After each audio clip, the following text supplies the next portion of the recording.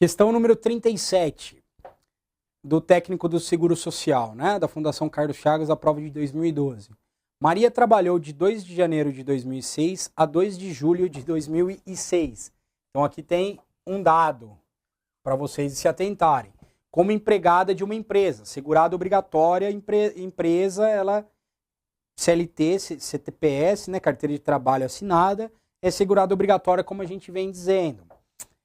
Vindo a contrair moléstia não relacionada ao trabalho.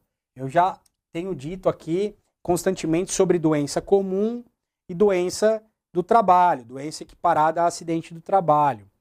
Com prejuízo do exercício de suas atividades habituais.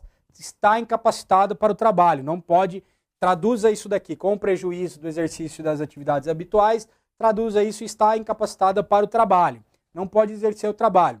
Nessa situação, Maria não terá direito ao recebimento do auxílio-doença por ausência do cumprimento da carência, terá direito à aposentadoria por invalidez, que independe do cumprimento de carência, terá direito ao auxílio-acidente, que não exige carência, terá direito ao auxílio-doença, que independe de carência, poderá receber aposentadoria por invalidez se recolher mais 2 contribuições.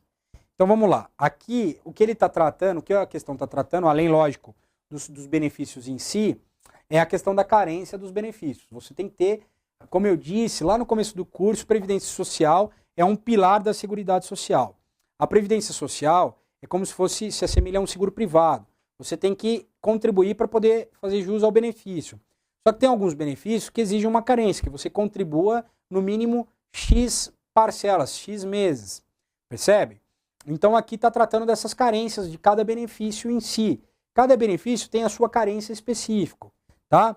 O certo é que em algumas exceções a carência não é exigida. E a carência não é exigida, seja para auxílio-doença, quer para aposentadoria por invalidez, quer para qualquer tipo de benefício ligado à incapacidade para o trabalho de forma parcial ou permanente, não tem problema, se for acidente do trabalho ou doença equiparada a acidente do trabalho. Por quê? Porque se eu começo a trabalhar, eu não sei a hora que eu posso sofrer um acidente. Eu estou sujeito a sofrer um acidente ou desenvolver uma doença ocupacional equiparada a acidente e posso ter um prejuízo, posso ficar afastado das minhas atividades em decorrência disso. E não seria justo exigir um número mínimo, porque nem fui eu que dei causa, teoricamente, a essa doença.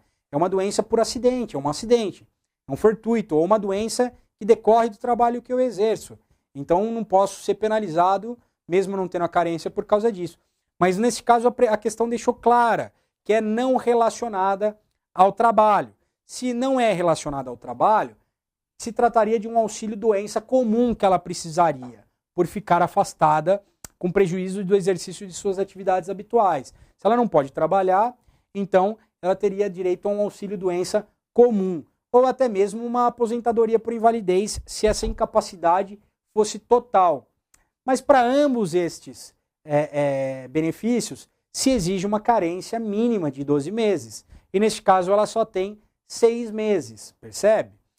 E como não é relacionada a trabalho, que é a pegadinha da questão, é o que a questão veio trabalhar, né? Não é nenhuma questão de pegadinha, mas é o que a questão trabalhou aqui, é a carência para os benefícios de auxílio-doença, ou melhor, para os benefícios decorrentes da incapacidade para o trabalho, seja ela parcial ou total, né? A questão da carência para esses tipos de benefícios. Quando é doença comum, exige-se carência. Quando não é, não exige carência. E aí trouxe as diversas questões. Então é simples.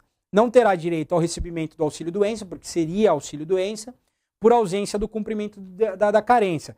A resposta correta seria, portanto, A. Eu destaquei aqui em amarelo. Necessita de carência de 12 meses para o auxílio-doença, porque não se trata de doença ocupacional equiparado a acidente do trabalho. Só para a gente passar, para não ficar em vão, terá direito à aposentadoria por invalidez, que independe do cumprimento do carência? Não. A aposentadoria por invalidez também depende de carência. Então, não é o caso. A aposentadoria por invalidez também depende de carência, salvo se for nos casos de acidente ou doença relacionada ao trabalho.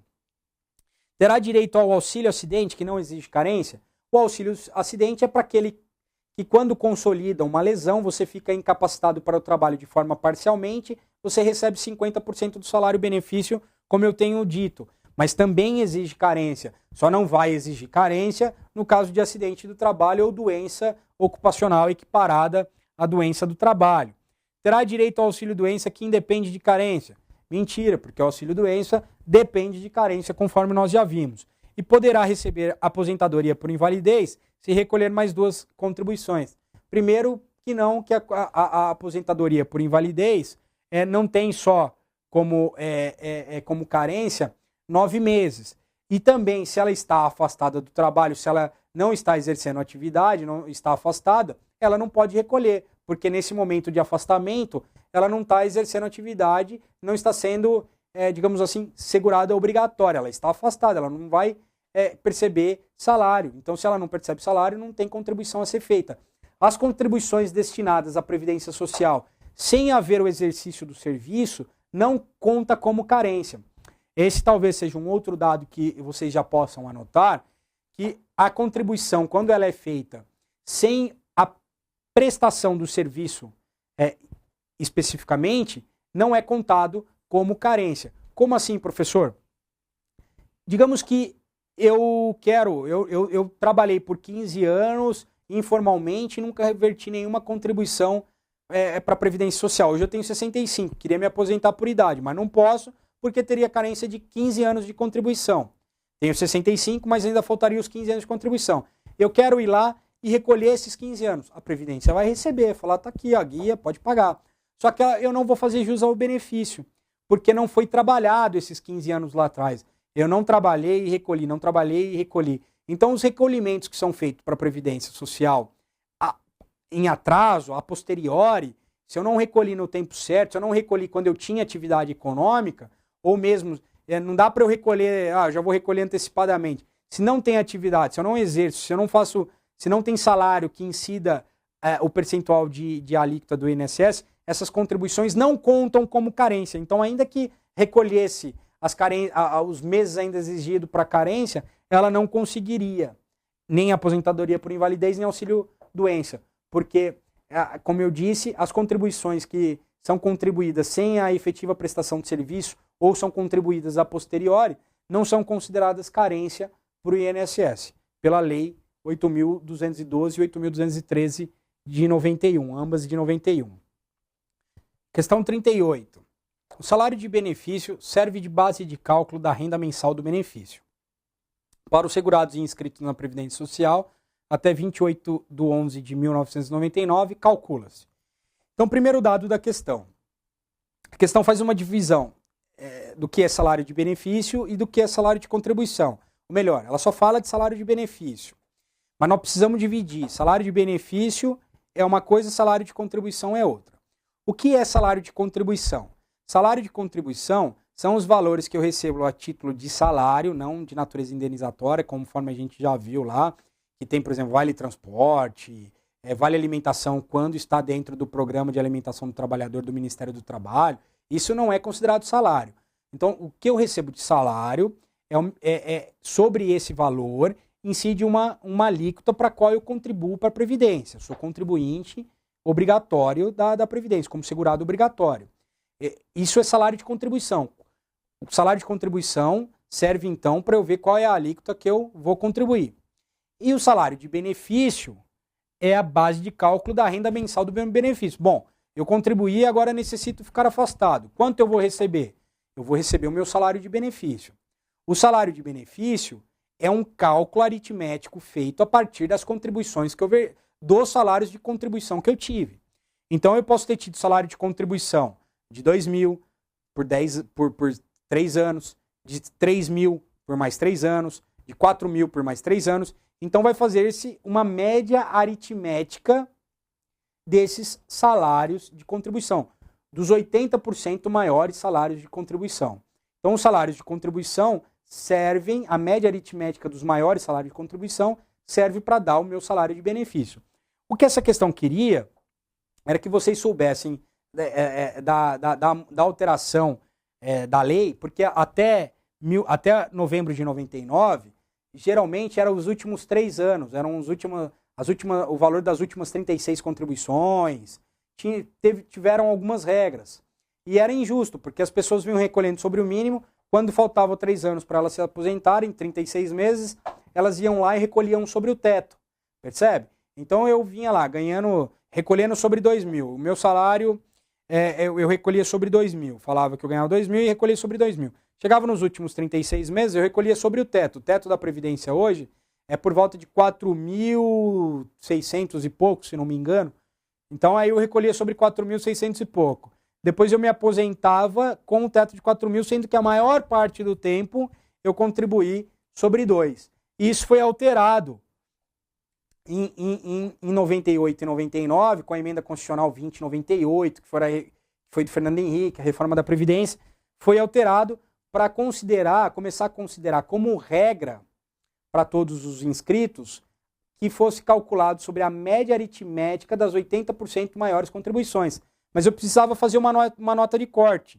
Olha, mas 80% das maiores contribuições desde quando? Nós tivemos vários planos econômicos. Tem gente que já entrou, já está inscrito na Previdência bem antes de 99, de novembro de 99.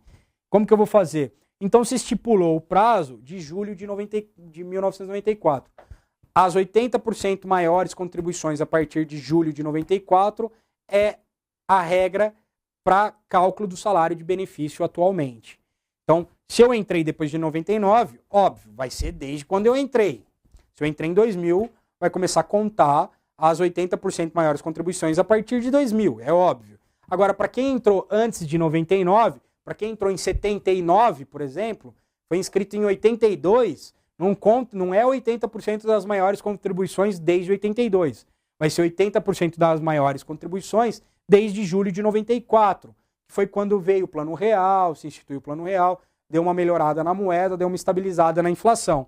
Então a regra ficou sendo essa a partir, mesmo para os inscritos antes de novembro de 99. Então a resposta correta aqui é a C, a aposentadoria por tempo de contribuição pela média aritmética simples dos 80% maiores salários de contribuição corrigidos mês a mês de todo o período contributivo decorrido desde julho de 94 multiplicado pelo fator previdenciário. Então é de julho de 94 para frente. Só para a gente passar nas outras questões, o auxílio-doença pela média aritmética simples dos maiores salários de contribuição corrigidos mês a mês correspondente a 80% do período contributivo decorrido desde julho de 94 multiplicado pelo fator previdenciário.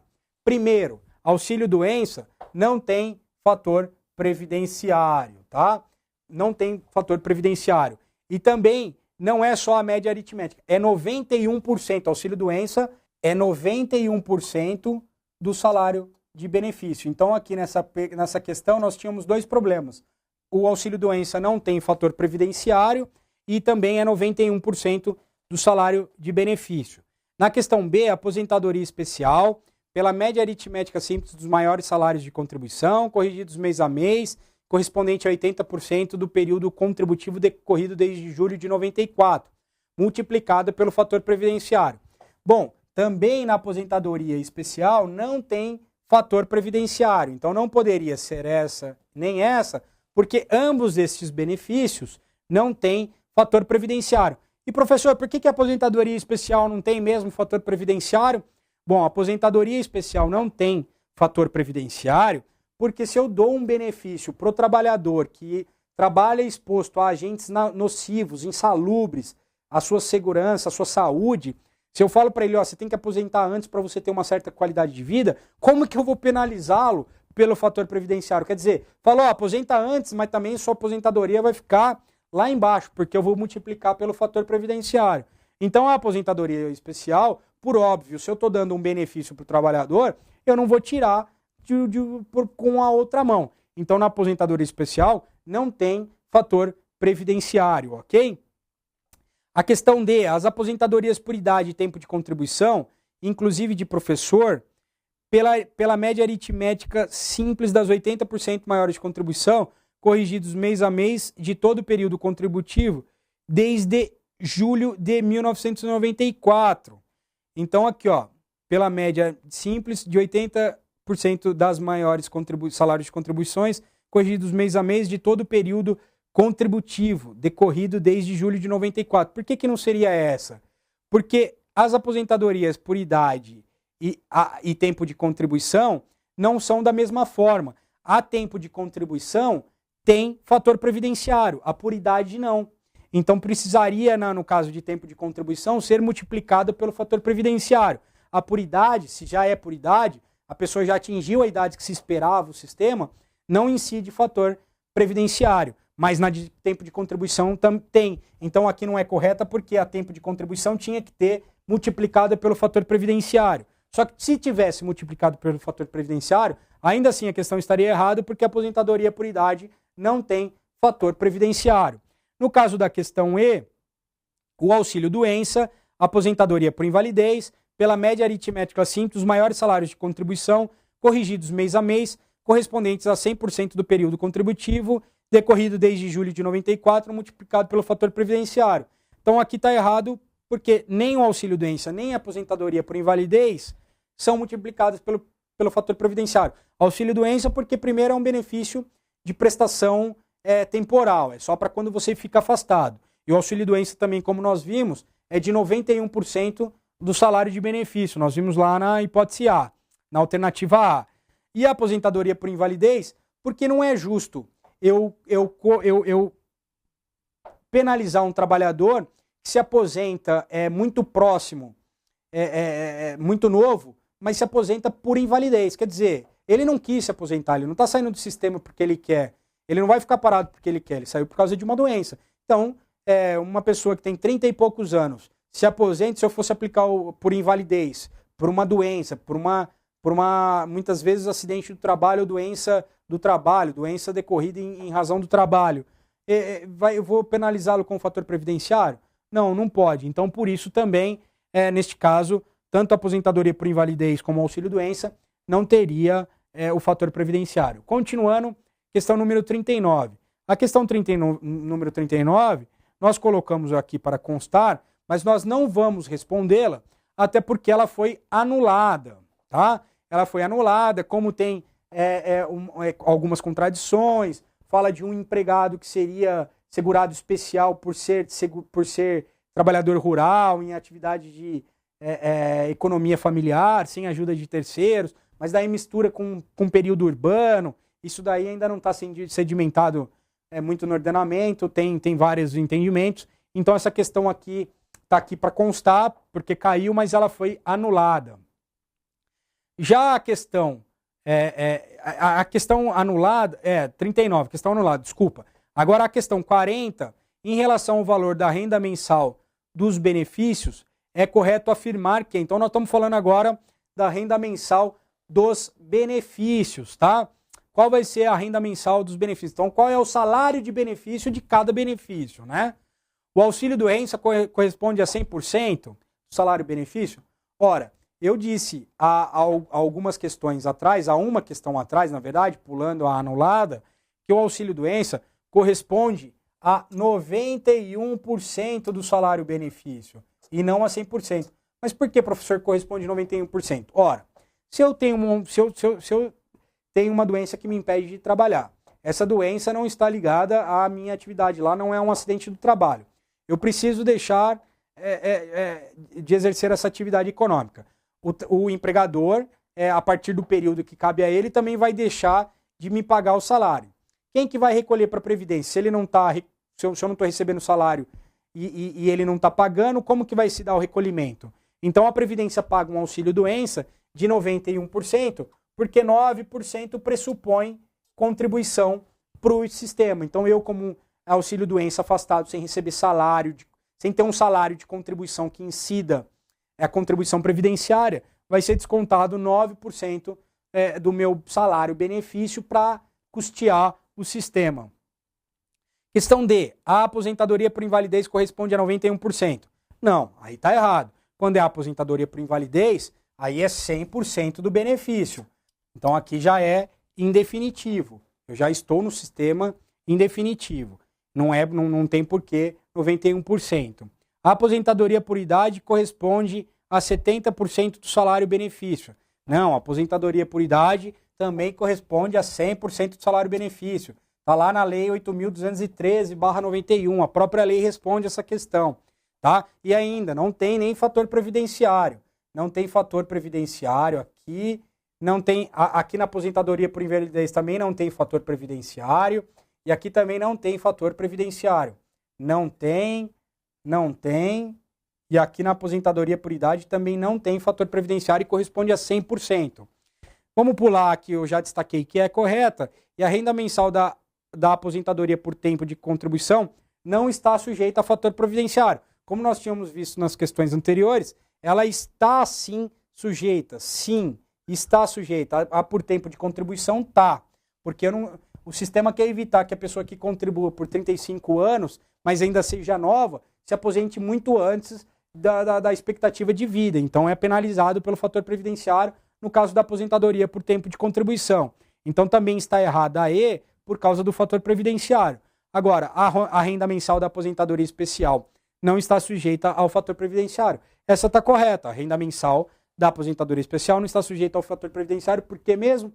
Porque se eu dei o direito, eu, legislador constituinte, na Constituição Federal, estabeleci para o trabalhador o direito, o trabalhador em atividades insalubres, periculosas, expostos a agentes nocivos, se eu permitir a ele que se aposente antes, para poder ter uma qualidade de vida, de tão desgastante, degradante que era a atividade dele, não posso penalizar ele com o fator previdenciário.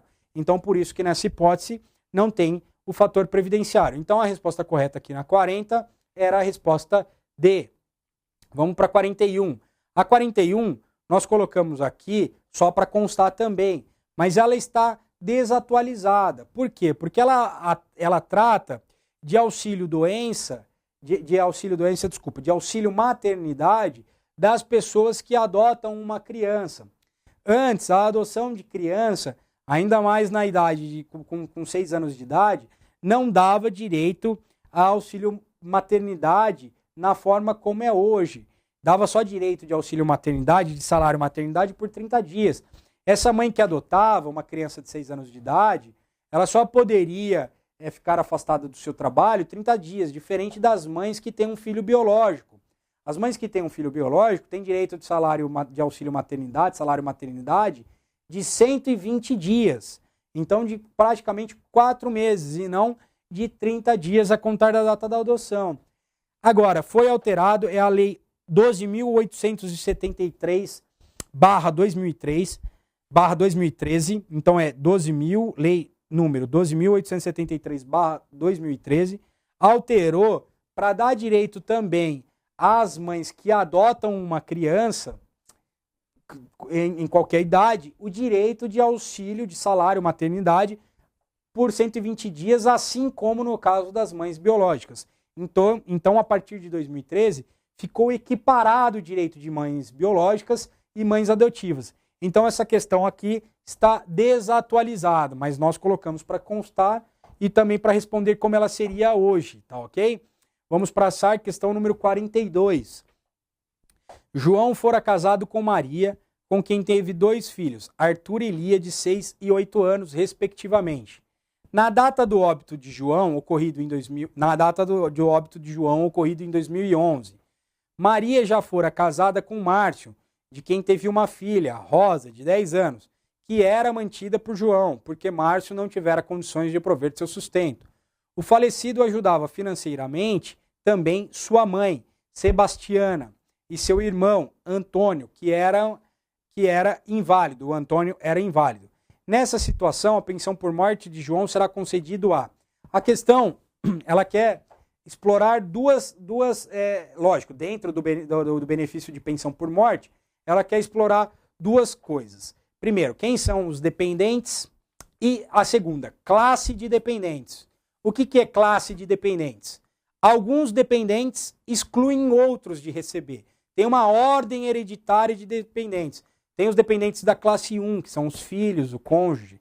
Tem os dependentes da classe 2, que são os ascendentes, e assim por diante. Então ele quer explorar as classes dos dependentes e os dependentes.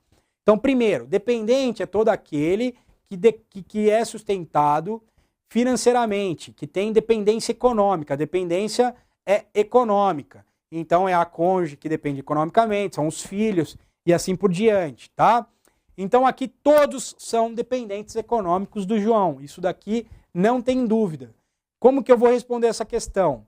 Bom, mas a classe 1 exclui os dependentes da classe 2. A classe 1 quem são? Os descendentes e o cônjuge. Exclui quem? Os dependentes da classe 2 e sucessivamente, assim sucessivamente, que são ascendentes, irmãos colaterais, enfim, parentes, exclui o direito dessas pessoas.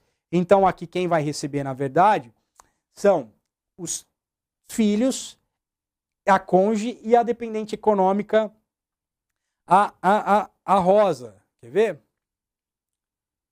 Então aqui, ó, Arthur, Lia, Maria e Rosa. Por que a Rosa, mesmo não sendo filha dele, vai depender? Porque a Rosa, ela é filha da Maria e ela era dependente economicamente dele. E ela, na qualidade de dependente econômica dele menor, ela exclui a classe de dependente da Sebastiana, da mãe. Ele é como se pai fosse pro sistema previdenciário neste caso, tá? Então aqui os dependentes que receberão a pensão serão Arthur e Lia, que eram os filhos dele mesmo, né? Mais a Maria e a Rosa, tá? De 10, é isso mesmo. Então as outras hipóteses estão todas erradas, porque contém os outros dependentes que não são da mesma classe, como a mãe e o Antônio, que são o irmão, tá? A Sebastiana e o Antônio. Prosseguindo, questão número 43. Joana trabalhou como empregada rural de janeiro de 1978 a dezembro de 1979. Ela foi também escrevente do Poder Judiciário do Estado de São Paulo, de janeiro de 1980 a janeiro de 1982, com regime próprio de previdência social. De janeiro de 83 até janeiro de 2011, trabalhou no Serviço Público Federal ao mesmo tempo em que ministrava aulas como professora em faculdade particular regida pela CLT. Joana completou 60 anos em janeiro de 2011 nessa situação. Joana poderá computar no regime geral de previdência social tanto o período exercido como professora como do Serviço Público Federal. Não poderá computar o tempo de serviço como escrevente do Poder Judiciário do Estado de São Paulo. Não poderá receber aposentadoria por 2 regimes previdenciários. Poderá receber aposentadoria por idade no regime geral de previdência social e aposentadoria por outro regime previdenciário. Opção E, não poderá computar o tempo de contribuição como empregada rural. Bom, aqui a questão está explorando os diversos regimes da Previdência. Nós podemos trabalhar sob o regime geral da Previdência e podemos também participar de regimes especiais, regimes próprios de Previdência. Foi uma das primeiras questões que nós vimos sobre se a Previdência é no regime geral ou no regime especial. A Previdência Social é regime geral, serve para todos que trabalham com CLT. Mas quem é funcionário público, quem trabalha para a administração pública e é estatutário, tem um regime próprio de previdência. Então, o Estado de São Paulo tem um regime próprio de previdência. O governo federal tem um regime próprio de previdência. Essas pessoas que trabalham lá contribuem lá e, se atingirem os requisitos de lá, se aposentam por lá. Se você exerce atividade em um regime próprio de previdência e depois sai do regime próprio de previdência e exerce o regime geral da previdência, você pode sim pegar o tempo do regime próprio e levar para o regime de previdência, para o regime geral de previdência. Então eu trabalhei com um período como funcionário público federal, estatutário, cumpri lá 5 anos de trabalho e depois pedi a exoneração do cargo e fui trabalhar na iniciativa privada, seletista, e comecei a participar do regime geral de previdência. Esses 5 anos que está lá eu perdi? Não, eu posso pedir uma CTC, que chama Certidão de Tempo de Contribuição. A certidão de tempo de contribuição que eu recolhi lá nesse regime próprio, essa CTC eu levo no INSS e uso esse tempo no regime próprio, no regime geral de Previdência Social. E o INSS, o regime geral de Previdência Social, vai cobrar do regime próprio as contribuições que lá eu verti. Então eu posso usar. Acontece que é o seguinte, se eu exerço concomitantemente, aí não. Se eu exerci concomitantemente, as minhas contribuições pro regime geral já serviram. Não preciso levar as contribuições do regime próprio. Então, concomitantemente, não tenho por que contar. Pelo contrário, eu posso exercer, cumprir os requisitos do regime próprio e me aposentar no regime próprio. E posso também cumprir os requisitos do regime geral e me aposentar no regime geral. Eu posso ter duas aposentadorias.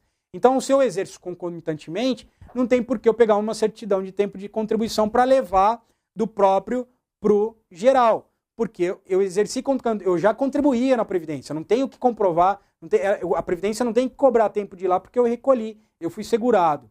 Então não se usa quando é concomitante, só quando é simples. Então, diante desses dados, o que aqui eu tenho, a questão explora? Poderá computar no regime geral de Previdência Social tanto o período exercido como professora como do serviço público federal?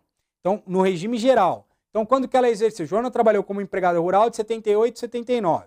Ela foi também escrevente do Poder do Estado de São Paulo, 80 a 82. E foi de janeiro de 83 até 2011 no Serviço Público Federal, ao mesmo tempo em que ministrava aulas pela CLT, no regime geral. Então, eu tenho aqui na primeira, são concomitantes os períodos. Tanto o regime geral como o Serviço Público Federal são concomitantes. Então, eu não vou computar esse tempo, não precisa computar esse tempo. Não poderá computar o tempo de serviço como escrevente do Poder Judiciário do Estado de São Paulo.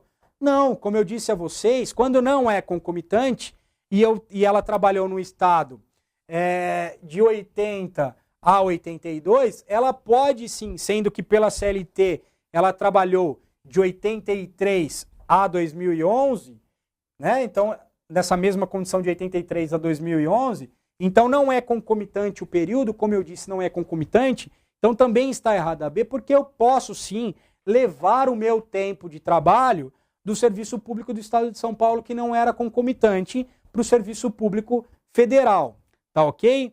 C, não poderá receber aposentadoria por dois regimes previdenciários. Como eu disse, está errado, se é concomitante e eu contribuo e lá no regime próprio, e cumpro o meu requisito, me aposento, ok. E concomitantemente também fui professor, CLT, podia acumular as duas funções. Também contribuí no regime geral e acumulei e consegui alcançar os requisitos, me aposento nos dois regimes. Então também está errado. A opção C. Aí sobra a D e a E, né? A D, não poderá computar o tempo de contribuição como empregada rural. Pode também, a lei agora permite que quando é rural se conte esse tempo. Esse tempo é contado na Previdência, por isso que ela seria errado. Então a opção certa seria a D, que é poderá receber aposentadoria por idade no regime geral de Previdência Social e aposentadoria por outro regime previdenciário. Ou seja, eu posso receber no regime geral e aquele tempo concomitante do regime próprio também vou poder me aposentar naquele regime próprio, tá? Espero que vocês tenham entendido essa questão de trabalhar em dois regimes diferentes, no regime geral da Previdência e no regime próprio.